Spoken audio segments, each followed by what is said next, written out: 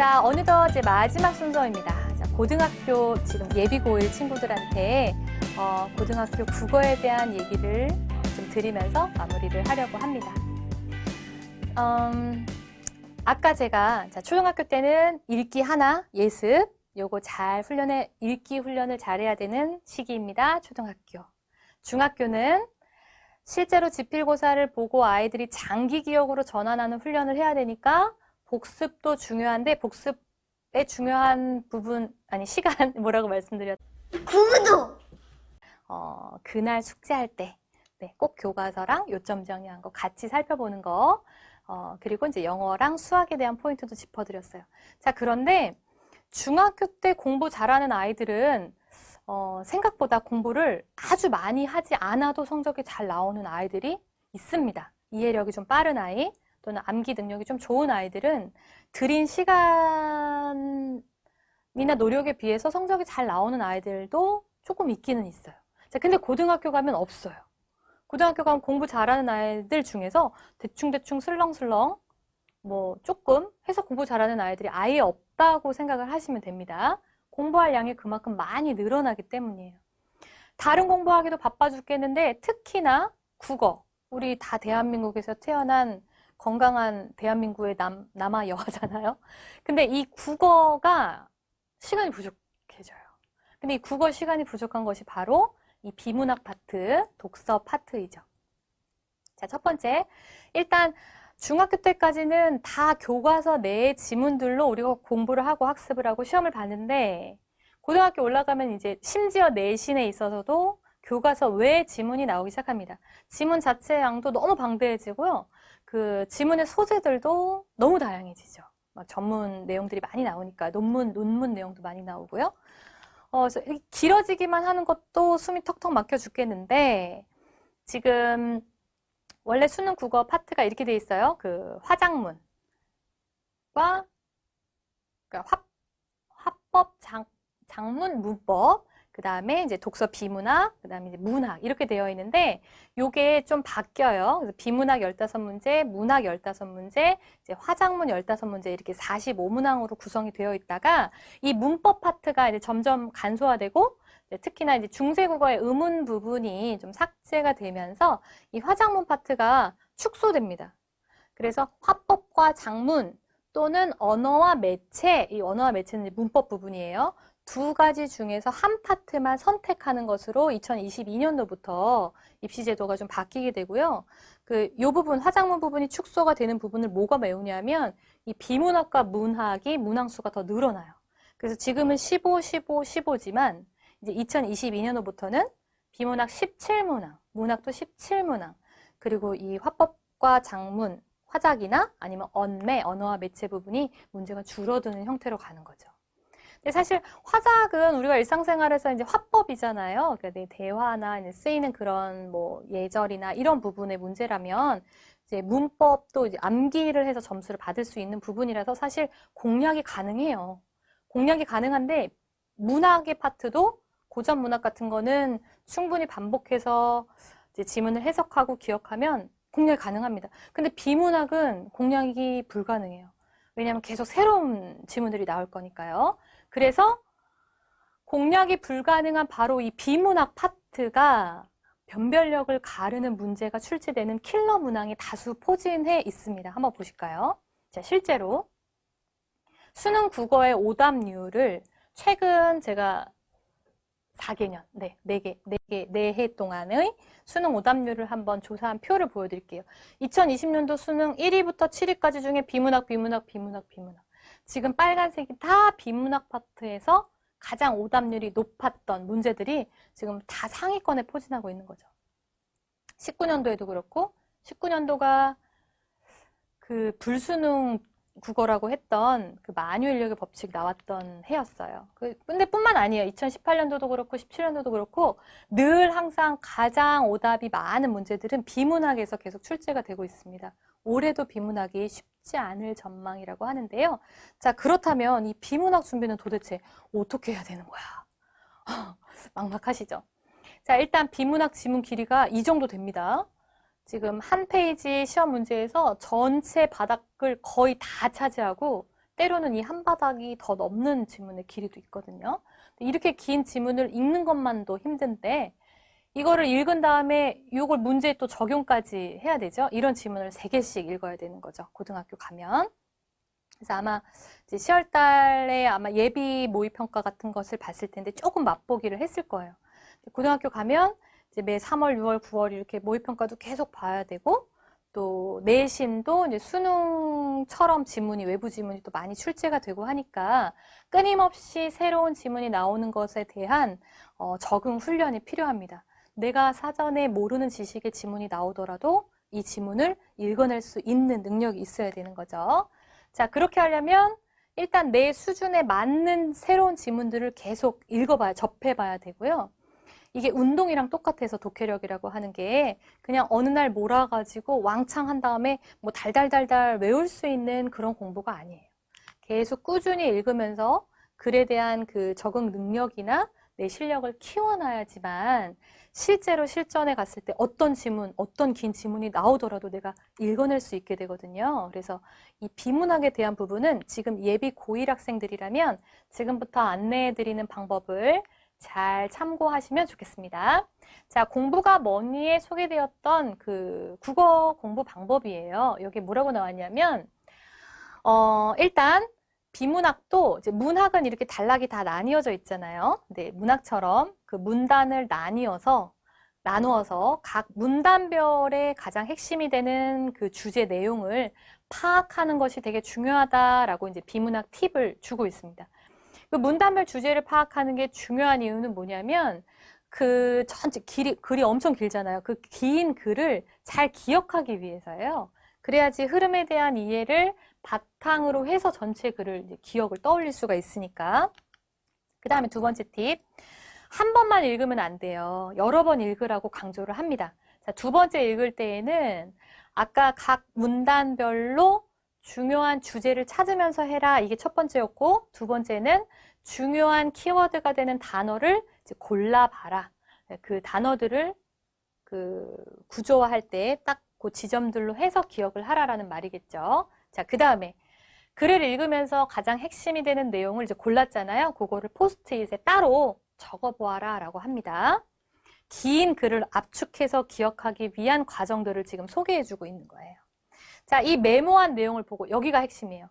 내가 이제 긴 글을 보고 정리해서 주제를 찾고 주제를 찾은 거에서 핵심이 되는 키워드를 뽑아내고 그 뽑아낸 포스트잇을 보면서 이 핵심어만으로 지문을 다시 떠올려보는 이 역탐색을 한다라고 이 언니가 동생한테 지금 조언을 해주는 부분이죠. 그래서 서리법이라고만 썼는데 이 서리법이 어떤 내용이었구나를 이제 떠올리는 거예요. 자, 언니가 뭐라고 하냐면 이렇게 다 읽은 것들을 내가 머릿속으로 정리를 한 다음에 이제 문제를 보라고 합니다. 요 공부가 뭐니 나왔던 전문가들이 이 공부 방법을 보고 이렇게 조언을 해주죠. 수능 공부뿐만이 아니라 내신할 때에도 이렇게 하라는 게 뭐죠? 전체 지문을 먼저 정독해서 주제 뽑아내고 핵심어 뽑아내고 그 뽑아낸 핵심어만으로 전체 글의 내용을 다시 역사하고 재구성해보고 이렇게 하는 것이 굉장히 효과적입니다 합니다. 또 전문가는 이렇게 말합니다. 해설지에 있는 주제나 내용 요약도 물론 중요한데 이거를 뭐랑 병행해서 보라고요? 내가 지금 한 요약이랑 같이 비교하면서 살펴보라는 거죠. 내가 먼저 한번 하고 그것을 가지고 해설이랑 비교를 하는 거예요. 이 과정을 하지 않고 그냥 해설에만 의존을 하게 되면 반쪽짜리 공부가 됩니다. 그래서 내가 반드시 내용을 정리하고 키워드랑 주제문을 찾는 훈련을 같이 병행해 주셔야 합니다. 자, 국어 공부를 어떻게 하면 잘할 수 있을지 고등학교 때 지금 예비 고1 친구들한테 설명을 드렸는데요. 방법은 이해가 되시죠? 일단 좋은 긴 글을 구해야 되고 그 다음에 좋은 긴 글을 구한 다음에 바로 문제 풀지 말고 중심 문장도 찾아보고 그 다음에 키워드도 골라보고 그걸로 다시 전체적인 내용을 기억해서 떠올려보고 이 과정을 계속 반복해야 합니다. 어떻게 해요? 네, 매일 국어를 통해서 네, 뭐 너무 답정너인 것 같지만 제가 매일 국어에 또 이런 필요한 요소들이 너무나도 잘 준비가 되어 있기 때문에 조금만 말씀을 드리겠습니다. 자, 특히 나 중학교 때 책 많이 못 읽었는데 했던 친구들 지금 보고 있으면 주의 깊게 눈 동그랗게 뜨고 잘 봐주시길 바래요. 자, 마음은 있는데 고등학교 가면 진짜 열심히 해야지. 그 마음 제가 다 알아요. 마음은 있는데 마음처럼 잘 되지 않는 친구들, 뭐가 문제라고요? 마음은 있는데 몸이 내 말을 안 듣는 거예요. 읽었는지 잘 안 읽히고 자꾸 잊어버리고 생각이 잘 안 나고. 그래서 내가 마음 먹고 마침 공부를 할 때 필요한 것이 뭐냐면 내가 읽을 수 있는 정도의 소재의 글을 읽어야 합니다. 이래야지 안 지쳐요. 자, 마음은 먹었는데 시간도 있어요. 지금 또 좀 있으면 방학할 거니까 시간도 있는데 남들이 뭐 좋다고 하니까 그거 나도 같이 해보자 그러면 이제 수준이 만약에 차이가 나잖아요. 내가 실제로 갖고 있는 실력보다 어려운 지문을 막 욕심을 내서 가져다가 풀면 얼마 못 가서 지칩니다. 따라갈 수도 없고요. 그래서 중요한 게 뭐다? 차근차근 계획을 세우셔야 돼요. 내년 3월부터는 실전이에요. 그래서 이번 겨울방학 때 뭐 하냐? 내가 어느 만큼 독해력을 가지고 있는지 창피해야 할 일이 아니에요. 아직 늦지 않았습니다. 내가 어느 정도의 글을, 어느 정도 길이의 글을, 아니면 어느 정도 수준의 글을 읽을 수 있는지를 정확하게 진단을 먼저 해야 돼요. 창피해하지 마세요. 그래서 내가 혹시 그동안 사실 독서 좀 잘 못했는데, 교과서 뭐 안 읽었는데, 숙제만 겨우 했는데 이런 친구들이라면 지금부터는 내가 읽을 수 있는 글을 그 수준의 글을 찾아서 먼저 읽어야지 그 다음에 단계별로 어려운 글로 올라갈 수가 있습니다. 처음부터 어려운 글을 읽을 수가 없어요. 그래서 처음에 진단평가 먼저 받고 여기에 맞는 지문을 이제 매일매일 훈련을 해주시면 돼요. 자, 첫 번째 읽기는 전체 읽기. 아까 공부가 뭐니 해서 제가 소개해드렸던 방법. 전체 읽기를 하는데 이 전체 긴 글 읽기를 지금부터 훈련을 해야 이제 수능 국어에 나오는 더 긴 지문들, 더 방대한 지문들을 우리가 읽어낼 수가 있습니다. 그래서 이 글 읽을 때 꼭 그냥 넘기지 말고 뭐 무슨 네이버 뉴스 웹툰 보듯이 이렇게 휙 넘기지 말고요. 꼭 꼼꼼하게 정독해서 읽어보세요. 읽으면서 잊어버리더라도 최대한 기억하려고 노력하면서 읽어보세요. 그 시간을 기록하셔야 됩니다. 처음에는 잘 못할 거 아니에요. 많이 안 읽어봤으니까 시간도 조금 많이 걸릴 것이고 읽다 보면 자꾸 딴 생각 들어가지고 집중력이 좀 떨어질 수도 있어요. 하지만 괜찮아요. 처음에는. 대신에 이렇게 어렵지만 내가 꾹 참고 엉덩이 딱 붙이고 앉아서 쭉 읽었을 때 걸리는 시간을 꼭 체크를 정직하게 해야 앞으로 독해력 공부를 하면서 내 실력이 늘어나는 것을 내가 스스로 확인을 할 수가 있습니다. 그러니까 여기는 정직하게 잘 읽어보시고요. 자, 이렇게 읽은 다음에 쭉 읽었잖아요. 여기에 어떤 내용들이 있었어요. 그거에 대한 기억을 테스트하는 문제가 OX 퀴즈로 나옵니다. 근데 이게 얼마나 이제 당연한 내용들이냐면 뭐 헨젤과 그레텔을 읽었는데 뭐 헨젤이 오빠야, 뭐 그레텔이 동생이야. 약간 이 정도의 문제인 거예요. 사실 일치 확인 문제이기 때문에 내가 만약에 빠짐없이 읽었다고 하면 기억을 할 수 있는 요소들의 문제가 나옵니다. 근데 이것도 제가 아까 말씀드렸죠. 그 에빙하우스의 망각 곡선에 따르면 우리는 심지어 이거를 읽는 동시에 이미 잊어버리고 있을 거예요. 괜찮아요. 이것도 훈련을 통해서 이 워킹 메모리, 단기 기억 역량이 강화됩니다. 근데 처음에는 잘 못하겠지만, 못할 수도 있지만 이렇게 사실 일치 OX 퀴즈를 통해서 긴장감을 유지하는 거죠. 텐션을 유지하고 내가 최대한 그 다음 글을 읽을 때는 조금 더 집중해서 조금 더 기억하려고 노력하면서 글을 읽어보도록 하시고요. 자, 이렇게 학습을 완료하면 내가 읽을 수 있는 속도, 그 다음에 내가 지금 기억할 수 있는 정도, 이 두 가지를 기록을 보여드릴 거예요. 이 기록은 자동으로 누적이 되니까 열심히 공부한 다음에 스스로 확인하면서 보도록 하세요. 자, 이제 핵심. 보통 지문 한 번 읽으면 막 바로 문제 풀기 바쁘죠. 지금 그렇게 하시면 안 됩니다. 그렇게 하시면 고등학교 때 가서 비문학 독서 부분 잡기 어려워요. 지금 훈련하실 때는 조금 지루하더라도 습관을 일단 다시 바로 잡아야 되기 때문에 아까 공부가 뭐니에 나왔던 것처럼 문단별로 나누어서 중심 문장을 찾는 것이 첫 번째. 전체 읽기 한 다음에 두 번째 읽기 할 때 중심 문장 찾고요. 그 다음에 여기 나왔었잖아요. 문단을 나눠서 문단별 주제, 이게 중심 문장입니다. 파악하는 거.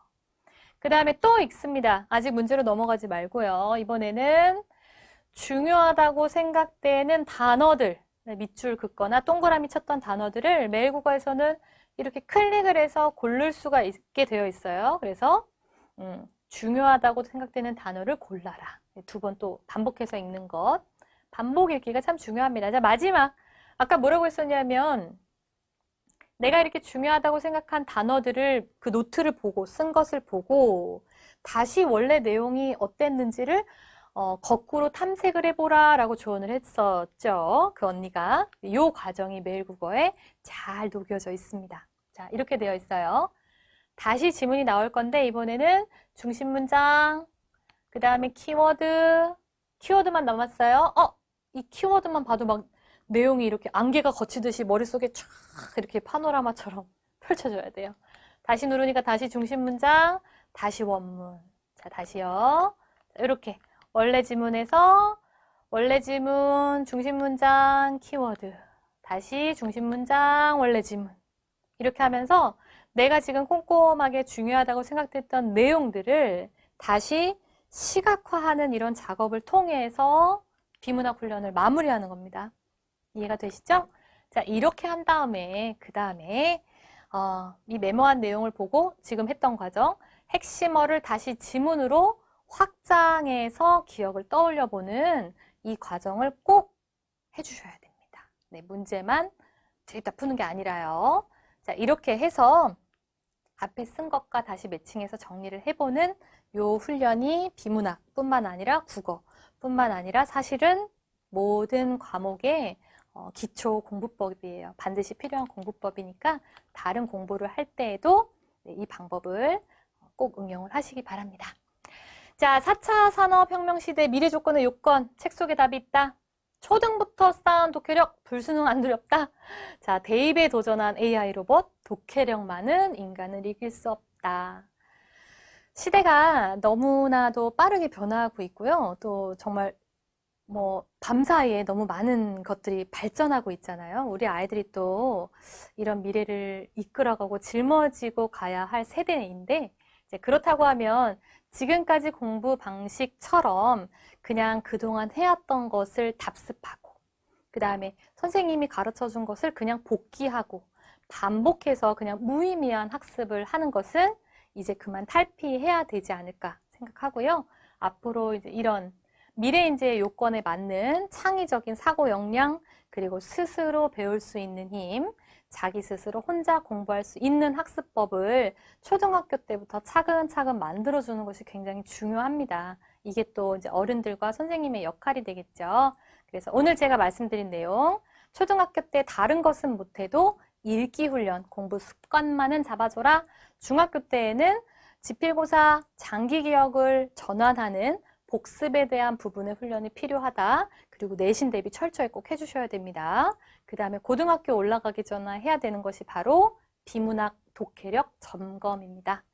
자, 이제 12월 달까지 지금 코로나 거리두기, 사회적 거리두기 때문에 아마 아이들의 학교 생활이 지금 수준에서 좀 마무리될 확률이 조금 높아서 마음이 아픈데요. 또 해외에서는 새로운 백신이 개발되었다는 소식들이 계속 좋은 호재들이 들려오고 있으니까 또 내년에는 또 보다 건강한 사회가 돌아오지 않을까 기대를 하면서 또 다가올 겨울방학도 알차게 아이들이 학습 할 수 있도록 오늘 시간이 좀 유익한 정보가 제공되었으면 좋겠네요. 자, 긴 시간 동안 시청해 주셔서 감사하고요. 매일 국어는 그냥 단순히 독해력 프로그램이 아니라 이 기본을 지키는 학습, 기본을 지키는 공부법으로서의 이 학습법 패러다임으로 계속 여러분 곁에서 공부를 돕도록 하겠습니다. 긴 시간 동안 들어주셔서 감사하고요. 다음에 또 좋은 기회로 찾아뵙으면 좋겠네요. 네, 건강한 하루 되세요. 감사합니다.